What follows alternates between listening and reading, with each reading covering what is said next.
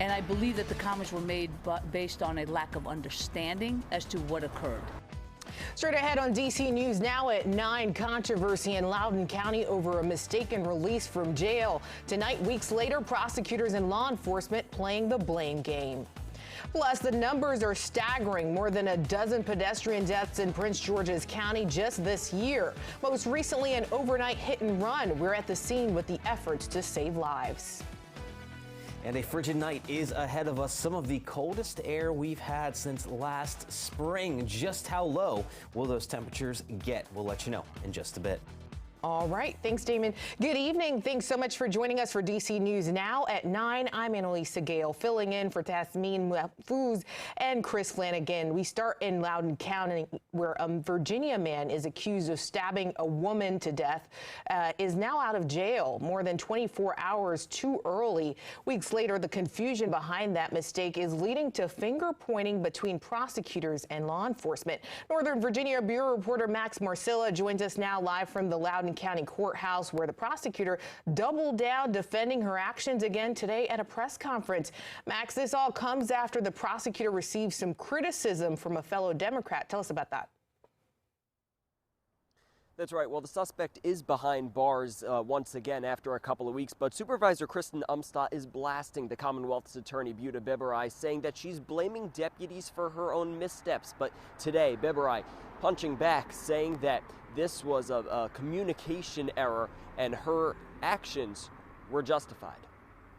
Prosecutor Buta Biberaj is trying to clear the air after this man, accused killer Stone Colburn, was out from jail for more than a day. There was to be no gap in the custody of Mr. Colburn. Last summer, Colburn was charged with second-degree murder after he was accused of killing the mother of his brother's child. Prosecutors say he stabbed her, then put her body in a trash can before he cleaned the home with bleach. But Colburn was found incompetent to stand trial. Prosecutors fought the ruling, but a judge declined funding for a second evaluator. Our concern was that the defense had their expert witness that opined that he was unrestorable. Prosecutors said Colburn changed his story after his arrest, writing, "These measures suggest that the defendant is aware of his wrongdoing and intelligent and sane enough to commit and cover up his actions in the homicide." But without a path to proving he was competent, Biberaj's team dropped the charges in General District Court and filed new ones in Circuit Court. We took this effort to make sure that Mr. Colburn was not released or held in a hospital in a way that would prevent us from being able to prosecute him for what is believed to be a vicious and violent murder. That's where the communication breakdown happened. Biberaj says new charges filed before Colburn was released should have been enough to keep him behind bars. The sheriff's office said Colburn was out of jail because prosecutors dropped the original charges and the new ones were obtained the next day. I truly wish I could trust the Commonwealth's attorney's version of the facts, but that version appears to be incomplete, misleading, or false. Biberaj pushed back against those comments from Supervisor Kristen Umstattd, but is all the finger pointing overlooking the potential risk to public safety? It doesn't happen routinely, nor should it. So that is the benefit to our community that we can say is that we are a safe community. And tonight, Biberaj extending an invitation to anyone in the sheriff's office or any members of the Board of Supervisors to come and meet with her to chat about this case. Meanwhile, the sheriff's office is conducting an internal investigation to find out just what happened in the case of Stone Colburn. Reporting live from the Loudoun County Courthouse, Max Marcilla, DC News Now.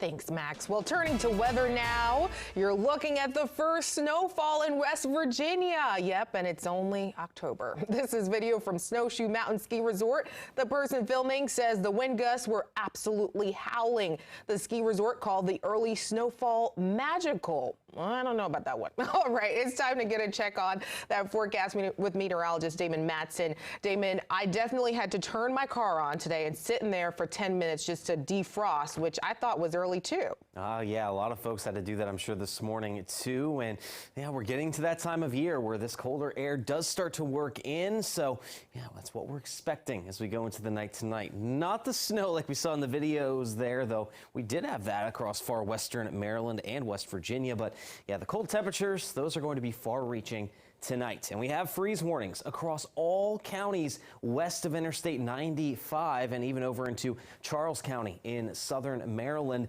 In this freeze warning, this is where we are expecting lows to get into the upper 20s and low 30s, below that 32-degree mark, which is likely to cause the first freeze of the year for pretty much the entire 4-state and DMV. Now, the D.C. Metro itself and most other counties in southern Maryland, just a frost advisory where we're expecting those temps to be a few degrees above freezing, but widespread frost to develop. And yes, those few degrees make all the difference when it comes to these rather cold temperatures. Now, if there's one good thing about this much colder air, it's really kicking into gear that fall color out there, which we are going to see our fall color reach its peak here across most of the area as we move into this weekend and the end of October. But here's the question. Are we going to be dealing with these cold temperatures? Is it going to be tough to get outside and check out that fall color here this weekend? Or do we warm up? We'll have a check on that in your full forecast coming up in just a little bit. All right, thanks, Damon. Developing at 9, 2 suspicious incidents hours and miles apart in the DMV today. The first was in Germantown, Maryland. An investigation into a suspicious package inside a delivery truck stalled traffic for hours. Fire officials gave the all clear around 5:30 tonight. They said nothing was found. Meanwhile, U.S. Capitol Police arrested a driver for bringing guns near Capitol grounds this afternoon. The call first came in for reports of a suspicious van. Officers found 2 handguns and a shotgun inside. 80-year-old Tony Payne of Georgia faces 3 charges, including having an unregistered firearm, ammunition, and carrying a pistol without a license. Also in Maryland, police are investigating a deadly hit and run in Prince George's County. They say a person was killed while walking along Greenbelt Road overnight. It's one of more than a dozen deadly pedestrian crashes in the county this year. DC News Now's Yamari Sisse covers Prince George's County. She says at the scene of that crash in Greenbelt, she's at the scene of the crash in Greenbelt with a look now at efforts to save lives. A car is a wonderful servant, but it's a terrible master. So far in 2022, Prince George's County Police responded to more than 19 fatal pedestrian crashes. That's 4 more than all of last year. And those numbers do not include roads covered by other law enforcement agencies. A lot of people get hooked, addicted to the very elusive performance and high speeds that are associated with cars. And unfortunately, when they are going at hyperspeeds, which is one of the issues that we have here in Prince George's County, there's just going to be a terrible outcome when it comes to pedestrian and other vehicles. Reverend Dr. Robert Screen is a part of MD 210 Traffic Safety Committee. They focused on Indian Head Highway in Oxon Hill, an area where a lot of accidents happen. Screen says there needs to be more accountability for drivers. If you're doing 67 miles per hour, you get a $40 ticket. If you're doing 168 miles per hour, you get a $40 ticket. Where's the deterrent? So we're trying to get the cameras to have something kind of parallel to what you would get as a cruiser patrolman that would pull somebody over at those hyper speeds. He also says drivers need to show more compassion from behind the wheel. We want to really see a change as a society. Each one of us must sign up to be a change. And being a change is the things that we can do. Advocates tell me they want people to be more aware of the life-changing impact it has on families. This is a sudden loss. Somebody's here today and they're gone the next moment. And the thing of it is, the irony of it, it can be prevented. Again, that was Yamari Sisse reporting. The Traffic Safety Committee says it will continue to press leaders about cracking down on unsafe drivers. Now, as far as this morning's hit and run in Greenbelt, police have not released details. Anyone with information should give Prince George's County Police a call. And good news for Metro riders. After years of construction and setbacks, Metro says the Silver Line is finally ready to take rail passengers all the way to Dulles Airport. Metro says it could be operational by Thanksgiving, but there's a lot riding on whether or not that actually happens. We'll have a full report coming up in our next half hour.